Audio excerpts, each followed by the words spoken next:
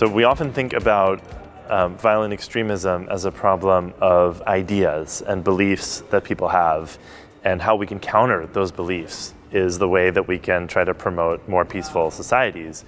But in fact, most of the recent research that I can point to, at least, over the last few decades shows that there are more under-recognized factors that lead people towards violent outcomes than we often include in the models of radicalization that are in use in law enforcement and in civil society and in government in general.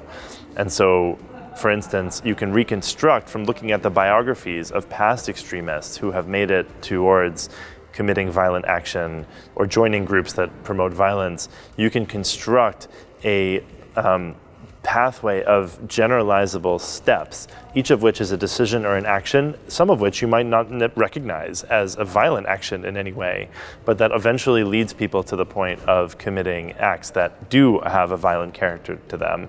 So an example would be withdrawing from your family for a certain period of time. You know, that can lead people to the next step of immersing themselves in a peer group of a particular type. That then leads people towards professing their support for a particular ideology that they themselves did not have before they joined that peer group. And even further up the stream, the way in which people search for authority figures or the way in which people look for sources of information online, these factors are very highly influenced by subtle features of their environment, the online environment, their social environment, maybe even their past experience. But they are expressly not a product of a particular ideology or faith group or religion or anything that they would claim to have association with. So the idea is that people can behave in a way that leads them to radicalization without actually being radicalized themselves. And what that means is that if we can stop people from behaving that way, if we can get them to get in touch again with their family members, or somehow deter them from joining a particular social group and to march them towards joining a different group, then we can perhaps prevent them from progressing on that journey to radicalization and eventually from committing a violent action as a result. The overall takeaway is that it matters a whole lot more what people do than what they say or what they say they believe.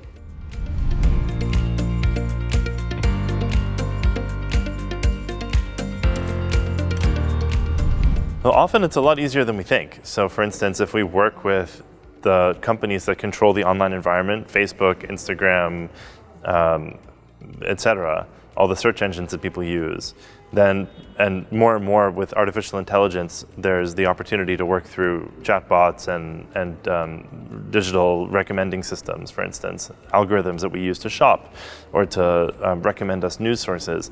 We can make very, very subtle changes in how those systems work that lead people to confronting very new, very different types of information, confronting different types of authority figures than they've previously encountered. And that can lead them towards a different path. So there are some small, subtle changes that may actually be much lower cost than the ways in which we're currently addressing this problem, that are underexplored and should be much better resourced and invested in.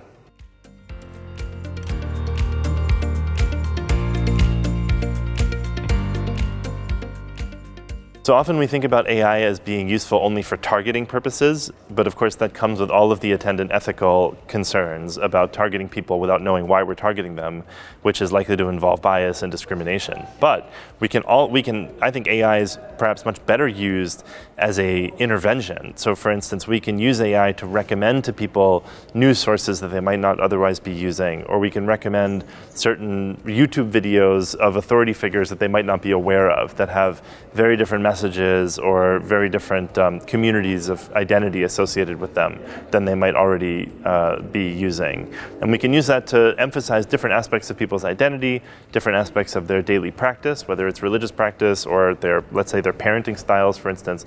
So we can use AI to bring people to different types of content and different avenues and help influence their decisions in a way that will, I think, lead them to a pathway that is eventually a nonviolent pathway, as opposed to one that is a violent one.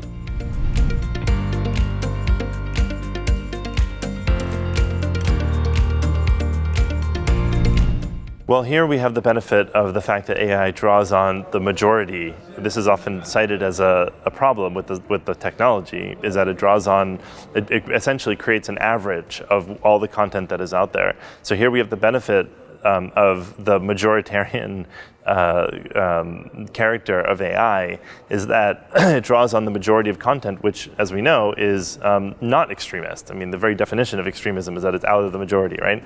So I think we can rely on AI for the most part to, of course, it requires some tweaking and a lot of care and attention, but I think we can think of AI as a positive impactor on net. That doesn't mean that it won't have some downsides that it may be even difficult for us to foresee right now, but I think AI shows a lot of promise in being able to take what is not extremist content and make it available to people who may be looking for extreme content.